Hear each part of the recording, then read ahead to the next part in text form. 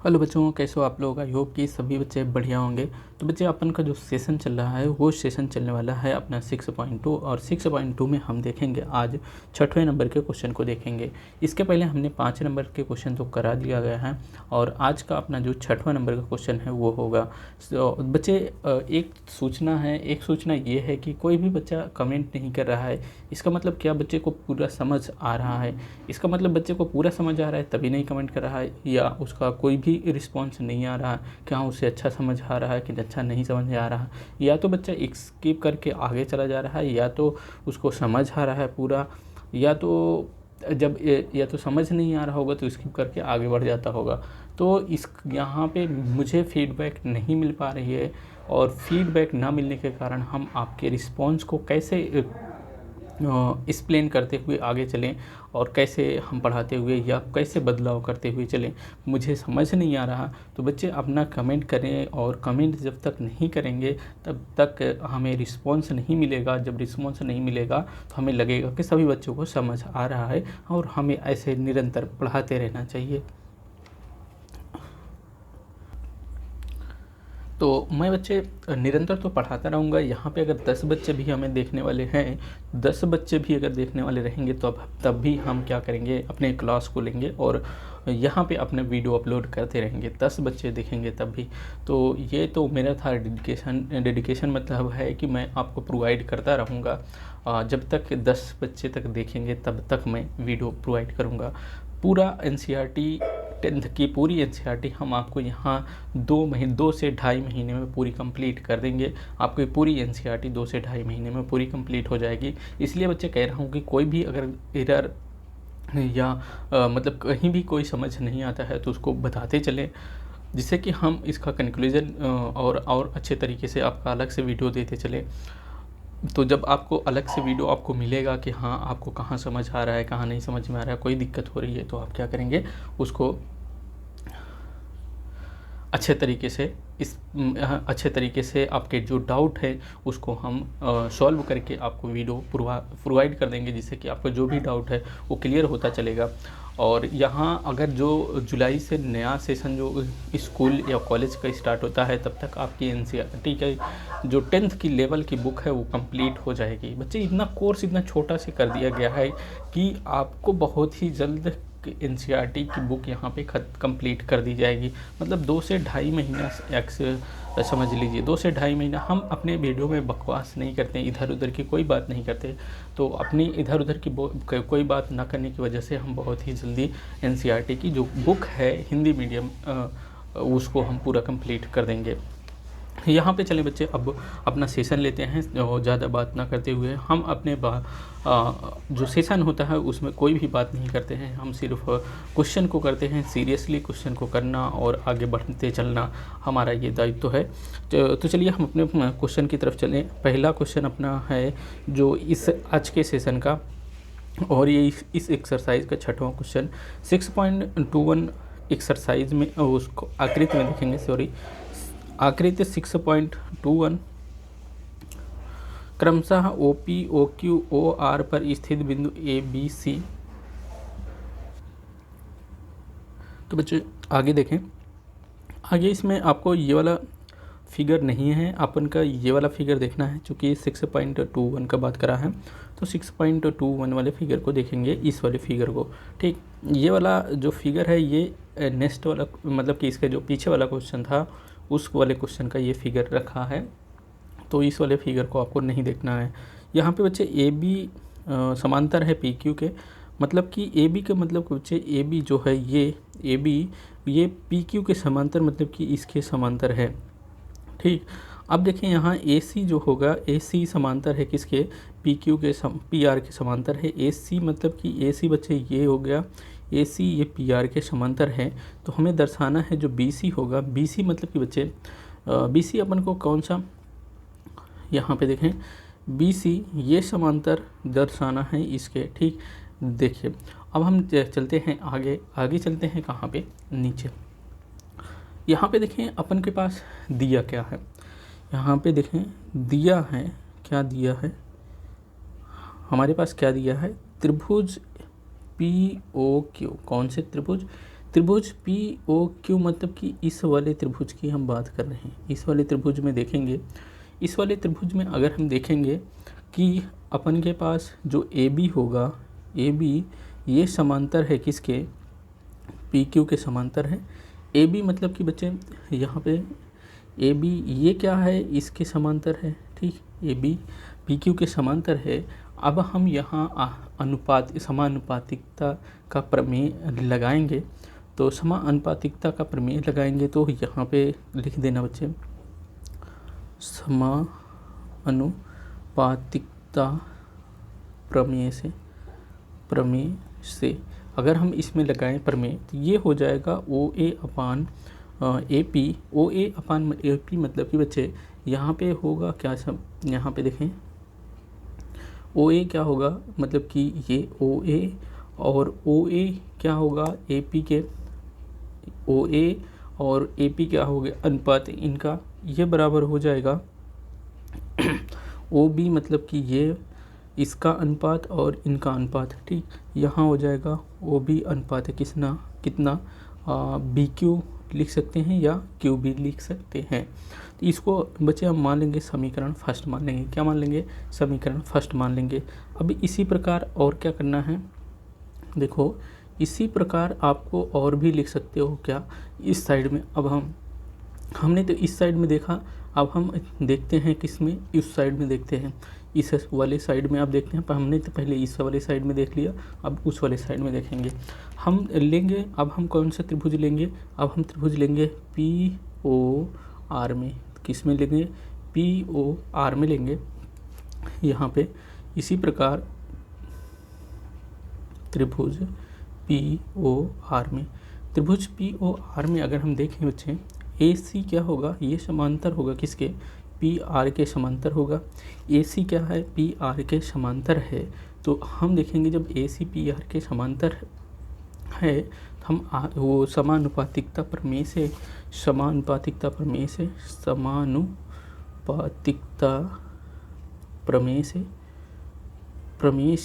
हम देखेंगे, समानुपातिकता प्रमेय से क्या देखेंगे। चलिए आगे देखते हैं बच्चे, समानुपातिकता प्रमेय से हम देखेंगे, हम क्या देखेंगे समानुपातिकता प्रमेय से। यहाँ हमने पहले देखा है क्या, ए सी समांतर है किसके, पी आर के समांतर है, यहाँ पे देखा। अब जब हम समानुपातिकता का प्रमेय लगाएंगे किस में, पी ओ आर त्रिभुज में, तो आपका यहाँ से बच्चे होगा क्या, ओ ए जो होगा ये अनुपात होगा ए पी के अनुपात होगा, और ओ सी जो होगा बच्चे ये होगा सी आर के अनुपात के बराबर होगा। इसको बच्चे मान लो समीकरण कितना, सेकंड मान लो। जब हम इसको समीकरण सेकंड मान लेंगे, आगे देखेंगे समीकरण फर्स्ट और सेकंड में कुछ आपको दिख रहा है। क्या दिख रहा है बच्चे कि यहाँ ओ ए अपान ए पी और ओ ए अपान ए पी क्या है, दोनों तरफ लेफ्ट हैंड साइड बराबर हैं। तो अब यहाँ से बच्चे आप लिखेंगे क्या, समीकरण फर्स्ट और समीकरण कितने, समीकरण सेकंड से। जब समीकरण फर्स्ट और समीकरण सेकंड से देखेंगे क्या, ओ बी क्या होगा, ओ बी बी क्यू के अनुपात ये बराबर हो जाएगा ओ सी और सी आर के अनुपात के क्या हो जाएगा बच्चे, बराबर हो जाएगा। ओ बी अपान बी क्यू और इक्वल टू ओ सी अपान सी आर के बराबर हो जाएगा इनका अनुपात क्या हो गया, बराबर हो गया। अब जब यहाँ पे बराबर हो गया, क्या अब हम त्रिभुज ओ क्यू आर की बात कर ले, हम किसकी बात कर लें बच्चे, इसी प्रकार हम त्रिभुज ओ क्यू आर क्या होता है बच्चे, हम देखें ओ ये हो गया ओ और क्यू ये हो गया और आर इस त्रिभुज की बात कर ले। हम इस त्रिभुज की बात कर रहे हैं, कौन से त्रिभुज की बच्चे, यहाँ से ध्यान से देखें फिगर में बच्चे, ध्यान से देखें फिगर में कि हम इस त्रिभुज की बात करने वाले हैं। इस त्रिभुज की बात करेंगे, जब हम इस त्रिभुज की बात करेंगे तो यहाँ पे बच्चे देखो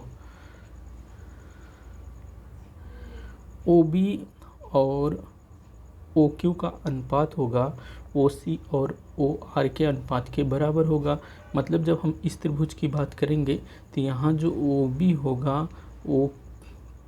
बी होगा ये बी क्यू के अनुपात और ओ सी और ये सी आर के अनुपात के बराबर होगा। ऊपर पहले ही हमने प्रूफ किया है कहाँ पे, ऊपर जब 5वें नंबर के क्वेश्चन में देखेंगे वहाँ पे हमने इस तरीके से क्वेश्चन को देखा है। तो यहाँ पे हम ऊपर जब प्रूफ कर चुके हैं इसको, तो हम यहाँ पे कोई भी दिक्कत आपको होना नहीं चाहिए। यहाँ पे ऐसे भी देख लीजिए कि जब आपके पास इस तरीके का कोई त्रिभुज दिया गया हो और यहाँ से एक रेखा जा रही हो, अगर ए बी और सी डी ई हो गया, अगर यहाँ पे बच्चे ये वाला ये और देखो ए बी का अनुपात अगर बी सी के अनुपात ये क्या होगा, ए ई और ई डी के अनुपात के बराबर होगा।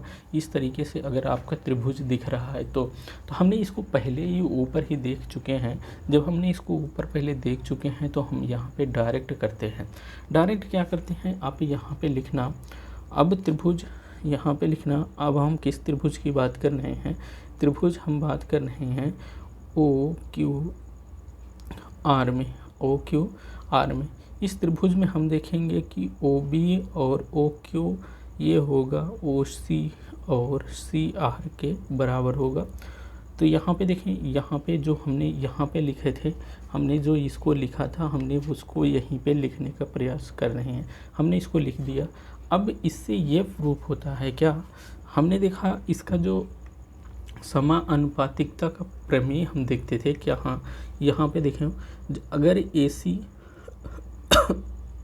मतलब कि ये वाली भुजा और ये वाली भुजा क्या हो, ये वाली भुजा अगर समांतर हो जाती थी तो हमारे पास जो ओ ए था और ए पी का अनुपात ओ सी और सी आर के अनुपात के क्या हो जाता था, बराबर हो जाता था बच्चे। हमने क्या कहा, यहाँ पे ध्यान देखें, अगर ए बी और पी आर क्या हो जाता, समांतर हो जाता, तो हमारे पास जो ओ ए और यहाँ ए पी और ओ सी और सी आर बच्चे, ओ सी और सी आर का क्या हो जाता था, अनुपात हो जाता था। अब इसी प्रकार हमने क्या सिद्ध किया यहाँ पे, किस त्रिभुज में, इस त्रिभुज में अगर हम देख रहे हैं तो हमारे पास क्या है, अनुपात है क्या, इसका अनुपात इसका अनुपात और इसका अनुपात इसका अनुपात है।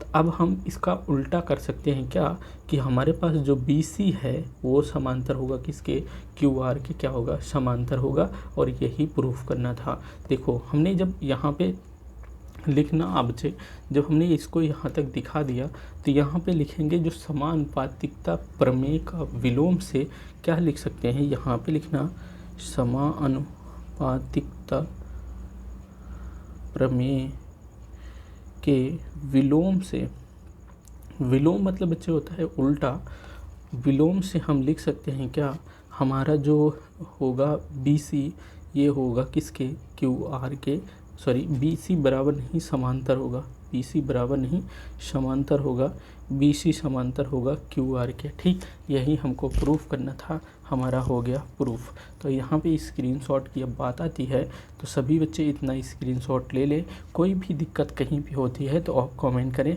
हम आपके कमेंट का इतना वेट करते हैं, आपका कमेंट आता नहीं है। ठीक, चलिए ये तो हो गया अपना ये वाला क्वेश्चन 6वां नंबर का। आगे चलते हैं, हम अपने 7वें नंबर के क्वेश्चन की बात करेंगे।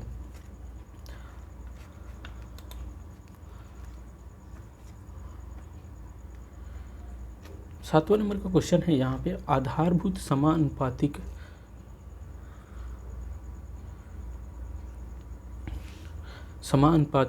प्रमेय। देखो, प्रमेय 6.1 का प्रयोग करते हुए सिद्ध कीजिए कि एक त्रिभुज की एक भुजा के मध्य बिंदु से होकर गुजरे दूसरी भुजा के समांतर खींची गई रेखा तीसरी भुजा के समद्विभाजित करती।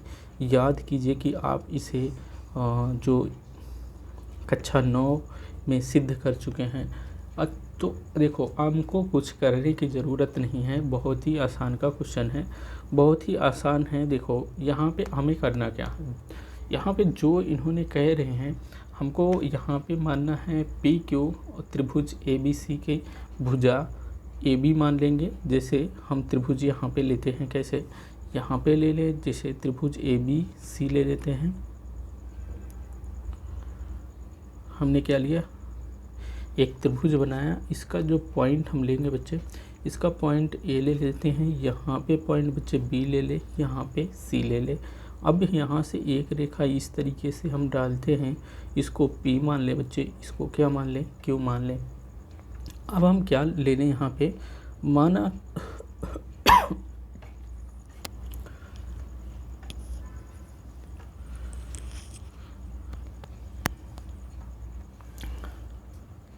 अब यहाँ पे बच्चे हम क्या कर सकते हैं, हमने क्या माना है, जो पी क्यू जो है त्रिभुज ए बी सी, जो भुजा त्रिभुज ए बी सी है, भुजा ए बी के मध्य बिंदु पी है और ए सी का मध्य बिंदु क्या है बच्चे, क्यू है। और जब हम इन दोनों को मिला देते हैं तो एक क्या होती है, ये क्या हो, जब हम पी और क्यू को मिला दिए, पी और क्यू को इसको मिला दिए, तो ये क्या बन गया, ये बन गया पी क्यू, जो यहाँ पे देखें, यहाँ जो पी क्यू क्या हो गया, ये समांतर हो गया किसके, बी सी के समांतर हो गया। अब हम त्रिभुज ए बी सी में समानुपातिक प्रमेय लगा देते हैं। अब हम इसमें क्या, त्रिभुज ए बी सी में क्या समानुपातिक या समानुपातिकता प्रमेय से हम क्या लिखेंगे कि जो ए पी होगा ये पी बी का अनुपात और ए क्यू और क्यू सी का अनुपात क्या होगा, बराबर होगा।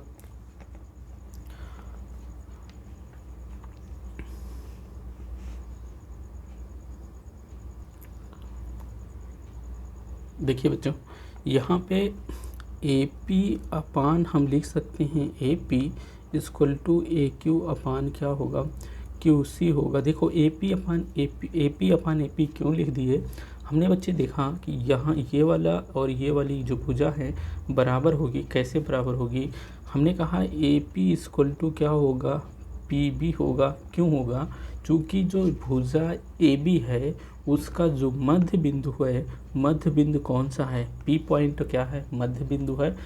ए बी भुजा के मध्य बिंदु पर स्थित पॉइंट जो है वो क्या है, पी है। पी जब मध्य बिंदु पर स्थित है, इसका मतलब जो पी होगा वो भुजा ए बी को दो समान भागों में डिवाइड कर रहा है। तो इसका मतलब दो समान भागों में डिवाइड कर रहा है, तो इसका मतलब ए पी क्या होगा, पी बी के बराबर होगा। तो हमने क्या कर दिया, जो पी बी था, यहाँ पे जो पी बी था, पी बी के स्थान पे हम ए पी को इसको रख दिए। ठीक, कोई भी दिक्कत होने वाली नहीं है। अब ये ए पी और ए पी क्या हो जाएगा बच्चे, कैंसिल हो जाएगा। तो यहाँ पे 1 बचा, ए क्यू अपान क्या बचा, क्यू सी। अब हम क्या कर देते हैं, इसको ऐसे मल्टीप्लाई कर दें। जब मल्टीप्लाई कर देंगे तो हमारे पास निकल के आएगा क्या, क्यू सी या Q C equal to A Q या A Q equal to Q C आएगा। ठीक, इतना आएगा। जब इतना आ गया तो अर्थात हम लिख सकते हैं क्या, अर्थात हम क्या लिख सकते हैं कि जो क्यू होगा वो भुजा ए बी का क्या होगा, ए बी का मध्य बिंदु होगा। क्या होगा, मध्य बिंदु है। किसका, ए बी का क्या है, मध्य बिंदु है। ए बी का क्या है, मध्य बिंदु है। जब A Q equal to Q C हम निकाल दिए, Q C A Q equal to Q C निकाल दिए, तो ये क्या हो गया, हमारा जो ए बी का क्या निकल के आया, मध्य बिंदु निकल के आया क्या, क्यू क्यू क्यू क्या है, भुजा ए बी का मध्य बिंदु निकल के रहा। यहाँ पे हम पहले दिखाए थे क्या कि जो क्यू होगा वो ए सी का क्या है, मध्य बिंदु है। हमने दिखा दिया जो क्यू है वो क्या है, ए बी का भी क्या होगा, मध्य बिंदु होगा। तो चलिए बच्चे, यहाँ तक हो गया अपना, ये तो हो गया अपना 7 नंबर का जो क्वेश्चन था, वो भी 7 नंबर का क्वेश्चन आपको समझ में आया होगा। हमने जो भी क्वेश्चन करने का प्रयास कर रहे हैं पूरी तरीके से अच्छे से समझाने का प्रयास कर रहे हैं। आपको YouTube पे बहुत ही वीडियो मिल जाएंगे आपको देखने को। आप हमारे वीडियो को और किसी और वीडियो को आप कंपेयर कर सकते हैं। इसमें कोई भी डाउट नहीं है, कोई भी वो नहीं है। हम कोशिश करते हैं कि अपने बच्चों को हम बेस्ट से बेस्ट नॉलेज प्रोवाइड कर सकें, जिससे कि उनके अंदर कोई भी डाउट ना रह जाए। तो चलिए हम अपनी चलते हैं नेक्स्ट वाले क्वेश्चन की तरफ। छठवां नंबर का क्वेश्चन है, प्रमेय नंबर 6.2 का बात कर रहा है। प्रमेय नंबर 6.2 क्या है, अब उसको हम देखेंगे बाद में। और का प्रयोग करते हुए सिद्ध कीजिए कि एक त्रिभुज की किन्हीं दो भुजाओं के मध्य बिंदु को मिलाने वाली रेखा तीसरी भुजा के समांतर होती है। क्या होती है? तीसरी भुजा के बच्चे समांतर होती है। यहाँ पे बच्चे हम देख लेते हैं 6.2 जो प्रमेय की बात कर रहा है, कौन से 6.2 प्रमेय की जो बात कर रहे हैं हम उसको देख लेते हैं। 6.2 प्रमेय कह रहा है कि यदि एक रेखा किसी त्रिभुज को दो भुजाओं को एक ही अनुपात में विभाजित करे तो वह तीसरी भुजा के समांतर होती है। वह क्या होती है? तीसरी भुजा के समांतर होती है। यदि देखो यहाँ कह रहा है इस प्रमेय में सिद्ध किया जा सकता है कि यदि हम रेखा डी मतलब कि बच्चे इसकी रेखा की बात कर रहा है, ये इस प्रकार लें कि जो AD होगा, मतलब कि AD और DB का अनुपात AE और EC के अनुपात बराबर हों, तब आपको क्या हो जाएगा, आकृति जो 6.12 आगे है हम उसको देखेंगे।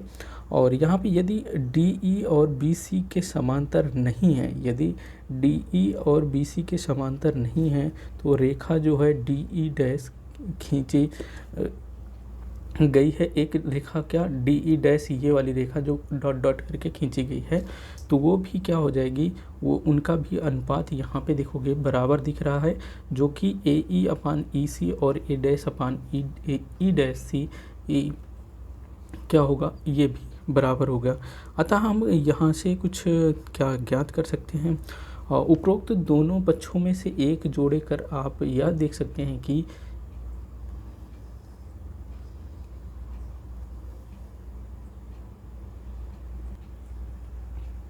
तो बच्चे आगे हम क्वेश्चन को, जो क्वेश्चन है इसको सोल्यूशन करने का प्रयास करते हैं। यहाँ पे बच्चे हम मान लेते हैं PQ। पहले हम एक त्रिभुज क्या बनाने का प्रयास करें। एक त्रिभुज हम ऐसे लेते हैं, इस तरीके से एक भुजा लिए, एक भुजा इस तरीके से लिए और इस तरीके से एक लिए, ये बन गया अपना त्रिभुज। त्रिभुज कौन सा बन गया? A बन गया, A B हो गया और ये C हो गया। यहाँ से और P और Q क्या लेते हैं, एक भुजा लेते हैं, ये हो गया P पॉइंट और ये हो गया क्या हो गया, Q पॉइंट हो गया। मान लेते हैं यहाँ पे क्या मानेंगे बच्चे, माना PQ त्रिभुज ABC की भुजा AB के मध्य बिंदु हैं। PQ जो PQ भुजा है AB और AC के क्या हैं, मध्य बिंदु हैं, मध्य बिंदु हैं। ठीक, अब जब इनके मध्य बिंदु हैं, अगर हम यहाँ पे देख लें AP क्या होगा, AP जो है ये PB के क्या है, बराबर है। क्यों बराबर है? क्योंकि AB का मध्य बिंदु क्या है, P है, तो AP और PB क्या होगा, बराबर होगा। और हम यहाँ पे देखेंगे AQ क्या होगा, QC के बराबर होगा। क्यों होगा? क्योंकि जो भुजा AC है उसका मध्य बिंदु Q है, तो Q जो मध्य बिंदु हो जाता है तो उस भुजा यही को मान लो कोई भुजा है, उस भुजा का मध्य बिंदु कहीं बीच में दिख रहा है, तो वो बीच वाला जो बिंदु होगा उस भुजा को दो समान भागों में क्या करेगा बच्चे, डिवाइड करेगा। जब दो समान भागों में डिवाइड करेगा तो उसका AQ और QC का मान क्या हो जाएगा, बराबर हो जाएंगे ये आपस में। तो अभी यहाँ पे बच्चे हम देखेंगे क्या, अगर हम यहाँ से देखें इस हाथ क्या लिख सकते हैं, जैसे AP बराबर है क्या, PB। अगर हम इसको इस साइड में लेकर आएँ, तो AP अपान क्या हो जाएगा, PB, ये बराबर क्या हो जाएगा, 1 हो जाएगा।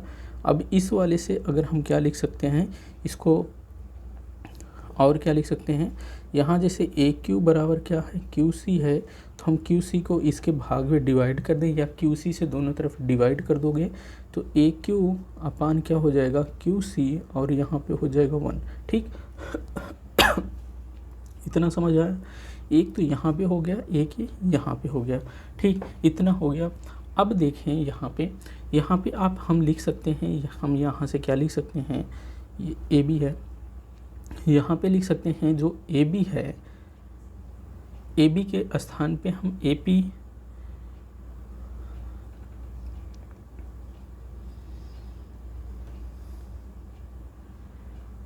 सॉरी यहाँ पे ए बी नहीं ए पी है, यहाँ ए पी है। अब देखो बच्चे हम क्या लिख सकते हैं, इन दोनों इनको अगर समीकरण मांगना चाहे समीकरण मान ले, या हम ऐसे लिख सकते हैं, अर्थात हम क्या लिख सकते हैं, अर्थात की बात करें, अर्थात क्या लिख सकते हैं, जो ए पी है upon P B equal to A Q upon Q C equal to लिख सकते हैं कितना 1 लिख सकते हैं। ठीक इतना लिख सकते हैं, इतना कोई भी दिक्कत होने वाली नहीं है। अब हम क्या करेंगे, अब त्रिभुज ए बी सी में, त्रिभुज ए बी सी में क्या करेंगे बच्चे, a p upon P b ये इक्वल टू होगा ए क्यू अपान क्यू सी के बराबर होगा। इसको हमने ऊपर ही पहले ही सिद्ध कर लिया है, इसको हम पहले ही देख चुके हैं बच्चे। जब हम इसको देख चुके हैं तो आगे हम चलते हैं इस क्वेश्चन में आगे हम देखते हैं, आगे देखेंगे। जब हमने इतना दिखा दिया, कितना दिखा दिया, ए पी क्या दिखा दिया बच्चे, हमने ए पी दिखा दिया पी बी का अनुपात, और ए क्यू और क्यू सी का अनुपात, हम ए क्यू और क्यू सी का अनुपात हमने क्या दिखा दिया, बराबर दिखा दिया। जब हम इनको बराबर दिखा दिया, अब हम समानुपातिक प्रमेय से क्या लिख सकते हैं बच्चे, जो पी क्यू होगा वो किसके समांतर होगा, बी सी के समांतर होगा। अब हम यहाँ पे लिख सकते हैं क्या, समानुपातिक प्रमेय से, समानुपातिकता प्रमेय के विलोम से, विलोम मतलब कि इसके उल्टा से हम क्या लिख सकते हैं, यह लिख सकते हैं कि जो पी क्यू होगा वो बी सी के क्या होगा, समांतर होगा। ठीक इतना किसी को दिक्कत नहीं होना चाहिए। यहाँ पे आप स्क्रीनशॉट ले लीजिए। ठीक इसका पीडीएफ एंजॉय विद आरती सिंह के टेलीग्राम चैनल पर मिलेगा बच्चे, वहाँ से इसका पीडीएफ डाउनलोड कर सकते हैं। चलिए आगे चलते हैं, अपने 9th वाले क्वेश्चन की तरफ चलते हैं। 9th वाला क्वेश्चन है कि क्या है कि ए बी सी डी एक समलंब हैं, ए बी सी डी क्या है, समलंब है। समलंब मतलब चतुर्भुज की बात कर रहा है। तो यहाँ समलंब चतुर्भुज ए बी और डी सी क्या है, समांतर हैं। पहले हम यहाँ से एक बनाते हैं, फिगर बनाने का प्रयास करते हैं। देखो ये ए बी हो गया, ए बी हो गया,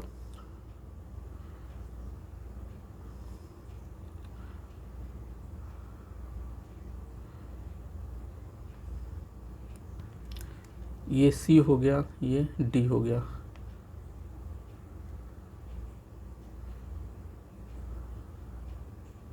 ठीक इतना हो गया। अब यहाँ पे देखेंगे, अगर हम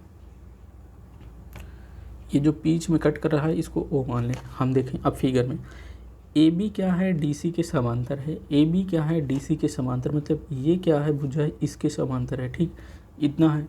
आगे देखो क्वेश्चन, इसके विकर्ण जो हैं बिंदु ओ पर प्रतिच्छेदित करते हैं। विकर्ण मतलब कि ए सी और ये क्या हो गया डी, बी डी और क्या हो गया ए सी, इसके विकर्ण हैं जो बिंदु डी पर क्या करते हैं, प्रतिच्छेद करते हैं। और दर्शाना है क्या हमें, ए ओ अपान ओ सी ओ बी, ए ओ अपान ओ बी और ओ सी अपान ओ डी क्या होगा, इनका अनुपात क्या होगा, बराबर होगा। चलिए अब हमको कुछ ध्यान देने की ज़रूरत नहीं है, बस हमको अभी यहाँ पे ध्यान देना है, अपना दिमाग कहीं और नहीं रखना है। ठीक हम यहाँ पे देखेंगे कि त्रिभुज ए डी सी में, हम देखें किसमें, त्रिभुज ए डी और सी में। त्रिभुज ए डी सी में अगर हम देखें तो ई ओ ई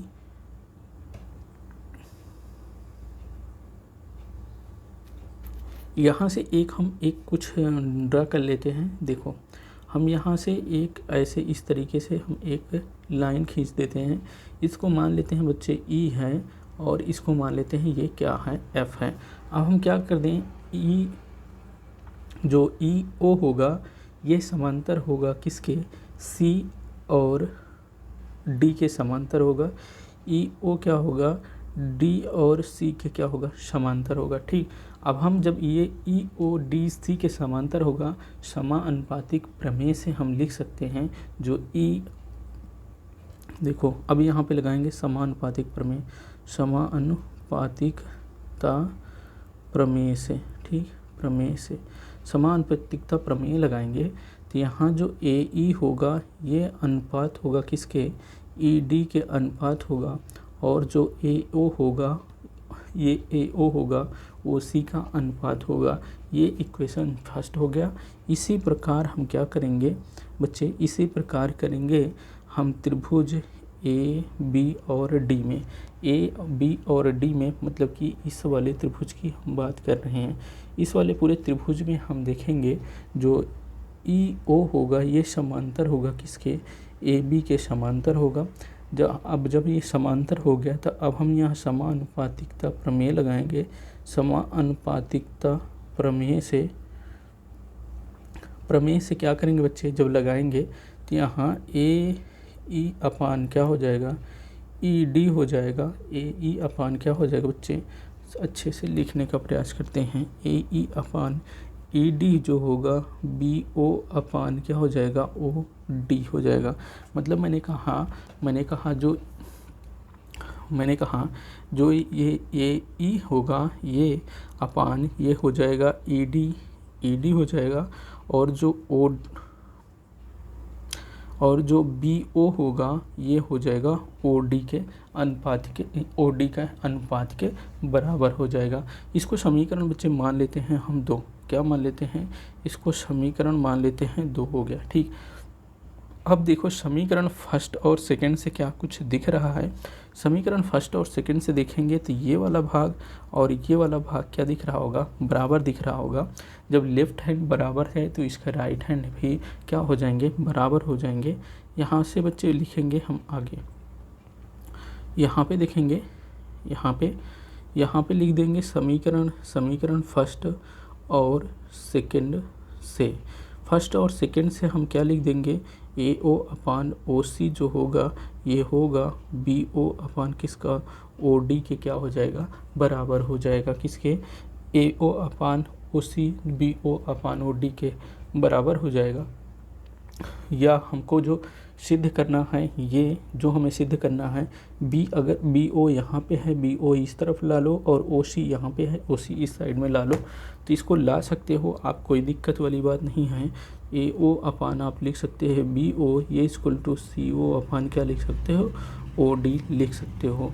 तो जो हमें प्रूफ करना था वो हमारा क्या हो गया, प्रूफ हो गया। इसमें किसी बच्चे को कोई दिक्कत होने वाली नहीं होनी चाहिए। तो यहाँ पे बच्चे अपना 9वां नंबर भी क्वेश्चन क्या हो गया, क्लियर हो गया। इसके बाद हम चलते हैं 10वें नंबर के क्वेश्चन की तरफ। 10वां नंबर अपन का क्वेश्चन ये वाला है। इस क्वेश्चन में हम देखेंगे कि कह रहा है कि क्या किसी चतुर्भुज ए बी सी डी के विकर्ण परस्पर बिंदु ओ पर इस प्रकार प्रतिच्छेदित करते हैं कि ए ओ, किसी चतुर्भुज ए बी सी डी के विकर्ण ओ पर प्रतिच्छेदित करते हैं कि जो है करते हैं कि ये इतना है को दर्शाइए कि ए बी सी डी क्या हो, समलंब है। ए बी सी डी हमें दिखाना है कि ये क्या है, समलंब है। समलंब होने के लिए इनकी दो भुजाएं समांतर दिखा देनी है। और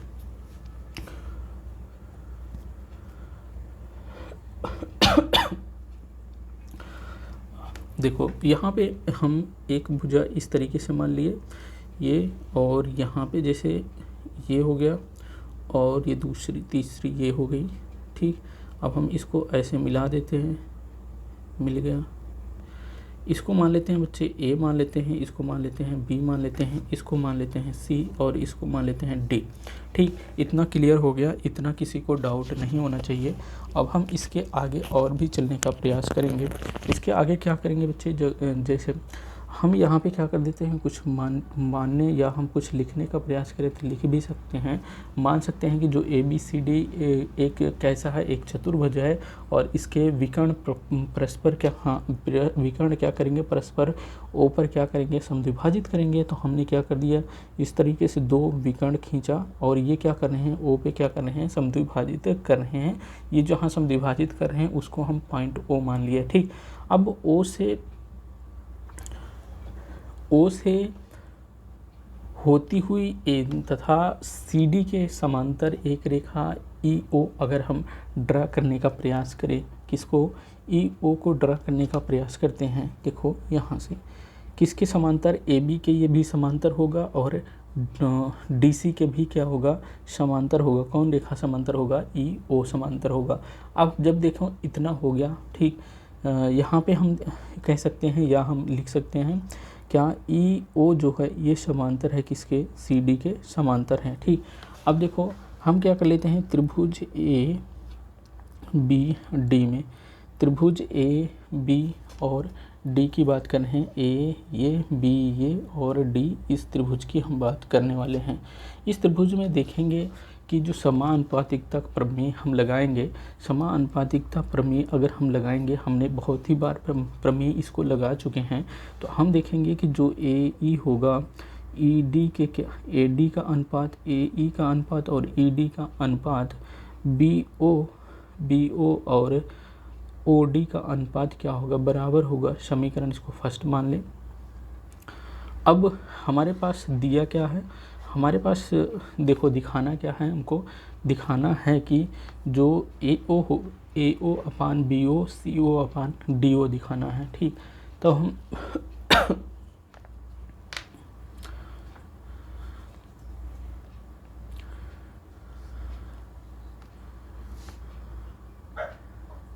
अच्छा नहीं, ये भी हमारे पास क्या है, ये भी दिया हुआ है क्या, AO अपान B है। देखो यहाँ पे दिया और क्या है, दिया है, क्या दिया है, दिया है कि जो AO अपान क्या है, BO ये इक्वल टू CO अपान क्या है, DO, ये क्या है, दिया हुआ है। अब हम इसको लिख सकते हैं, देखो इसको इस साइड में कर दो, इस सॉरी सिर्फ उसी को करना है, क्या नीचे वाले को इस साइड में कर दो और इसको इस साइड में कर दो। जब करेंगे बच्चे तो अपने पास निकलेगा क्या, हमारे पास निकलेगा जो AO होगा अपान BO होगा, सॉरी BO क्या चला जाएगा, उस साइड में चला जाएगा, यहाँ पे आ जाएगा CO आ जाएगा और इक्वल टू BO अपान क्या आ जाएगा, DO आ जाएगा। ये समीकरण इसको हम मान लेते हैं बच्चे क्या, सेकेंड मान लेते हैं। समीकरण किसको मान लेते हैं, इसको मान लेते हैं हम सेकेंड मान लेते हैं। अब यहाँ पे बच्चे जो DO लिखे हैं, हम इसको क्या, हम DO के स्थान पे OD लिख सकते हैं, OD लिख सकते हैं। हम OD इसलिए लिख रहे हैं कि आपको समझने में दिक्कत ना हो, क्या हो, आपको समझने में दिक्कत ना हो, इसलिए हम OD लिखने का प्रयास कर रहे हैं। चलिए बच्चे आगे चलते हैं। अब हम यहाँ से समीकरण फर्स्ट और सेकंड से, समीकरण फर्स्ट और सेकेंड से, समीकरण फर्स्ट और सेकेंड से देखेंगे बच्चे, जब BO अपान OD और BO अपान OD क्या है, बराबर हैं।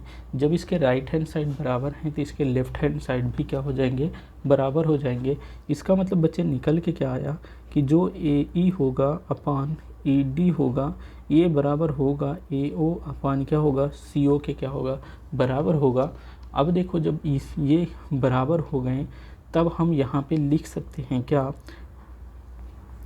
मतलब जब AE यहाँ पे देखें, हमने कहा बच्चे जो AE अपान ED मतलब इसको और इसको हमने इनका मतलब AE और ED का अनुपात और AO और OC का अनुपात हमने जब बराबर दिखा दिया तो हम यहाँ पे लिख सकते हैं क्या, हम लिख सकते हैं कि जो OC है मतलब कि OE है ये किसके समांतर हो जाएगा, ये DC के समांतर हो जाएगा। जब और हम क्या दिखाएं, और हम क्या दिखा दिए हैं कि जो ये OE क्या होगा, OE क्या होगा, इसके AB के भी क्या होगा, समांतर होगा। तो हम यहाँ पे दिखा दिए हैं। अब यहाँ पे पहले हम इसको शुद्ध किए हैं, यहाँ पे हम लिख सकते हैं क्या, हम लिख सकते हैं यहाँ पे ई ओ ये समांतर होगा डी सी के। अब देखो, अब हम यहाँ ए बी जो है ओ ई ओ के समांतर है, जब और ओ ई क्या होगा, सॉरी ओ ई या ई ओ ये समांतर है किसके, ये समांतर है डी सी के। तो हम यहाँ पे लिख सकते हैं जब ये सब आपस में समांतर हैं तो यहाँ पे हम लिख सकते हैं जो ए बी होगा वो क्या होगा, डी सी या सी डी के क्या होगा, समांतर होगा। जब ये ए बी और सी डी आपस में समांतर हो गए तो जो ए बी सी डी हमारा एक जो चतुर्भुज है ये क्या होगा, एक क्या होगा, समलंब चतुर्भुज होगा। क्या होगा, समलंब चतुर्भुज होगा या समलंब है। ठीक, इतना हो गया क्लियर। इतना आपको स्क्रीनशॉट ले सकते हैं बच्चे, इतना स्क्रीनशॉट ले सकें तो इतना स्क्रीनशॉट ले लीजिए बच्चे, किसी बच्चे को दिक्कत नहीं होनी चाहिए। तो ये हो गया अपना आज का 10वां क्वेश्चन हो गया क्लियर। इसके बाद हमारा क्वेश्चन नहीं है, 10 ही क्वेश्चन इस सेशन में था, मतलब कि 6.2 एक्सरसाइज में आपका 10 क्वेश्चन था, 10 क्वेश्चन आपका क्लियर कर दिया गया है। और इसका पीडीएफ अगर चाहते हैं तो enjoy with RC Singh Telegram पर आप जाएंगे, वहाँ पे इसका पीडीएफ मिलेगा। तो आप पीडीएफ के लिए एंजॉय विथ आरसी सिंह के टेलीग्राम पर जाइए, वहाँ पे आपको पीडीएफ हम प्रोवाइड कराने वाले हैं। तो चलिए दोस्त, इस वीडियो में इतना ही, अगले वीडियो में फिर मिलते हैं, तब तक के लिए जय हिंद।